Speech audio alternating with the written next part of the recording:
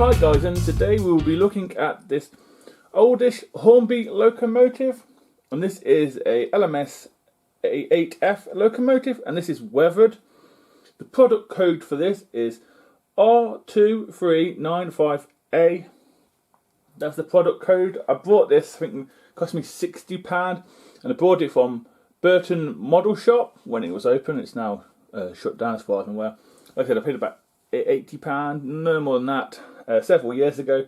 I will just warn you in advance that the motor on this is on its way out, so I'm told. So if the running isn't great, I do apologise, but the motor's on its way out. I am waiting for someone to retool this. At the time of recording, nobody's announced they're retooling this one. So yeah, so this is the 8F, the LMS 8F, which is a famous 280 locomotive class. So yeah, let's get into it and see what it's all about.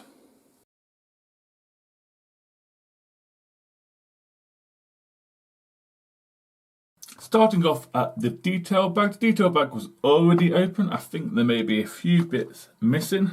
We do have a chain link. We have some steps. We have a vacuum pipe and a screw. I think there's some things missing in there, but that's what I got in my second-hand model.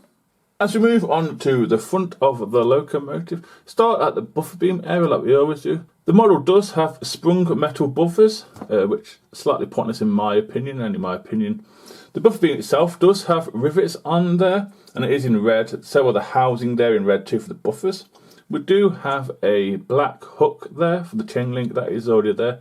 Does look like somebody did try to add detail because there's a pipe snapped off. I think it's the air pipe or vacuum pipe.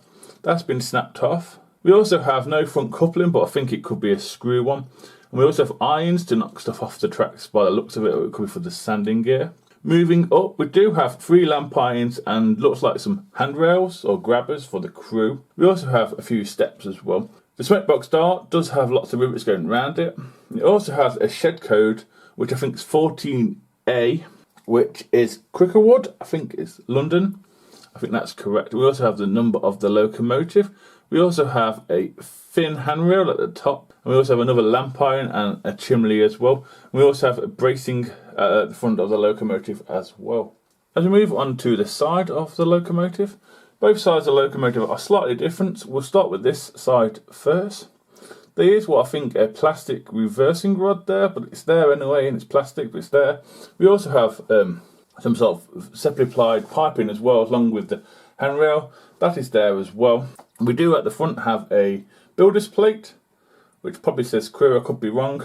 And we also have glazing in the cab as well, and it is slightly weathered, as you can tell. As we move around to the other side of the locomotive, as you can tell, the locomotive is a 280. It's a freight locomotive, and it is slightly weathered, and I believe it's in the Lake Crest BR. We do have an air gap, but nothing inside. There's an air gap, but they also have, I think it's something to do with lubricating or something like that, or electrical stuff. There's some pipe in there as well, and you can see the sanding gear or lubricating gear as well next to it. I'm unsure which is which. There's a pipe coming down, which I think I've heard it as a top feeder. Moving along to the cab area itself, we do have some piping underneath, and it is weathered, but I'm guessing it would be gold or brass. We also have the number of the locomotive, which is 48062, and it has a star. I'm not sure what the star is for. I think it's going somewhere. We do have a 8F classification as well. There's a few washout plugs here too. We also have that builder's plate around this side too. As we move on to the cab area itself, seeing it's a slightly old model, the cab area itself is pretty detailed. All the piping in there is gold, but there's a hole in the centre, which you could add your own light, flickering firebox, which wasn't around on ready-to-run locomotives when this was made, but it is there. It's not a bad cab if I'm honest with you. A little bit weathering. There's also them guards to stop the crew falling out, but that is there as well. We also, you can see the connection to the loco and tender, which is the fork connection. Moving across to the tender itself. Most of it on there is pretty moulded, if I want to be pretty much moulded. There's cupboards and all the rest of it like that. There's a chute, nothing coming out of it. We also see the metal connector to the loco as well, which goes through the fork. That is there. There's also, which looks like to be some buffers for the tender as well. Let's move on to the side of the tender. On the side of the tender, we do have handrails either side of this tender, front and back. We do have one missing around the other side, if I'm honest with you. We also have, which looks like to be one lot of steps at the front of the tender, none at the back from what I can see. The tender is weathered lightly, if I'm honest with you, but it's meant to be BR black. And I believe that's a lake crest in the centre. I think this one was changed at some point during its life from the previous owner. From the research I did, it was an early one, but that is there. Crisply applied anyway. And you can see the axle boxes and stuff down the bottom with the metal wheels, that is there too. As we move on to the back of the tender, it does have sprung buffers again. It also has some rivets and the buffer beam is in red, which is fantastic. We also do have what I think is a hook there. It's a bit hard to tell, but I think it might have fell off a little bit. We also have a medium screw-in one, coupling there as well. We do have 6 steps going up either side of the locomotive, 3 each. We also do have 3 plaques. I think one's water, one's coal, and the type of tender. I think that's correct. I could be wrong. And I think there might be a few handrails there as well. I can't see any lamp irons or anything like that around here. And if you look at the top, we do have something for the air, I believe. I could be wrong. Someone did say there was the air, 2 of them. And that's there. As we do an aerial view of the tender, we do have a cap there for the water. We also have a dome as well, and then 2 things that I think are for the air. I'm unsure, it could be for the tarpaulin actually. Been told they are for the air though. Moving along, the coal load isn't removable, but it doesn't look too bad, if I'm honest with you. It's not too big, not too small, and just the right amount of load in there. If you look carefully, you can see a few rivets that are missed at the side and the fireman tools. As we do an aerial view on top of the locomotive, the cab area itself does have quite a few rivets on there, if I'm honest with you. There's also a moulded vent. Doesn't look too bad. Moving across, we do have plastic safety valves and whistles. They're not too bad, honest with me. I've seen a lot worse. Moving along a bit more, we do have, I think, a mould line running down the centre of the boiler. It's there. When it's going around, are you going to see it? Probably not. We also have a dome. And I think something that is a top feeder, I could be wrong, for the sanding and stuff like that, I could be wrong. That is there anyway. We do have a chimney, you can see the way down I believe. There's some superheated either side as well. And we do have handrails either side of the locomotive. And we also have them sprung buffers at the front as well. As we look underneath the locomotive now, there's a hole for where the screw coupling should be on the front bogie, that is there. I will be honest with you, the wheels do look an odd colour. I don't know why. I have tried cleaning them. This is a second-hand loco. I don't know if the guy abused it before me. We do have some sanding gear going around, piping and all the rest of that is there. We also do have at least 4 screws to take off the base plate. I'm unsure if it's hardwired or not. By the looks of it, someone already had the brake rig in and it snapped off. We do have a cog in the centre as well. And I do believe all of the 8 driving wheels are picking up through a wire, which is always great. There's a few other details around there as well that I can't mention because I don't know what they are. And you got to see the steps as well. And finally, as we move on to the connection between the loco and tender, as I said before, it's the old-fashioned Hornby fork system with copper strips. Seems to do the job for me. I don't mind it. Still runs pretty well. We do have pickups in the tender on all of the 6 wheels, from what I can see. We also have a base plate with 3 screws to take off, I think. Not sure what that could be for. Could be to clean the pickups, I guess. Or add more weight, I don't know. There's also the brake rigging that's been added, which makes me think the front one was added at some point as well. The wheels are metal. We do have a screw-in medium tension lock coupling. Looks okay to me. And you can also see the sprung buffers as well.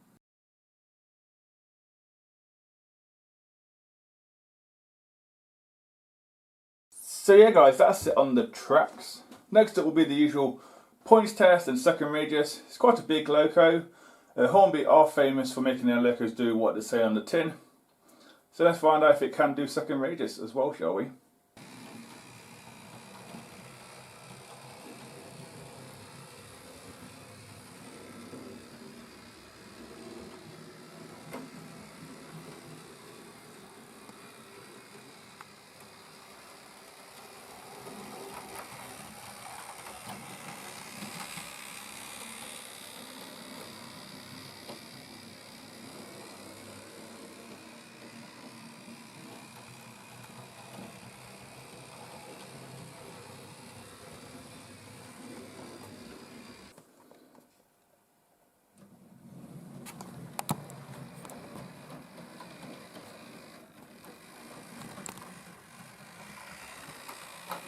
not too bad. It did slightly struggle there to, what's that, 24.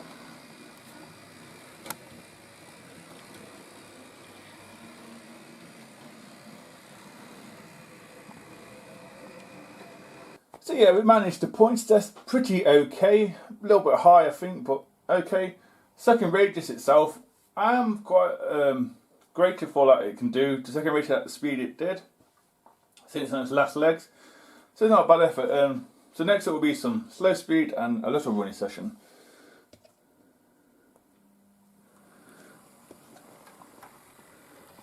Smooth, it does pull off quite good. What's that, 20?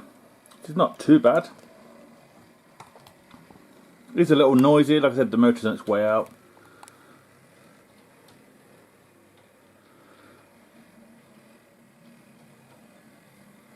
Does look nice weathered though.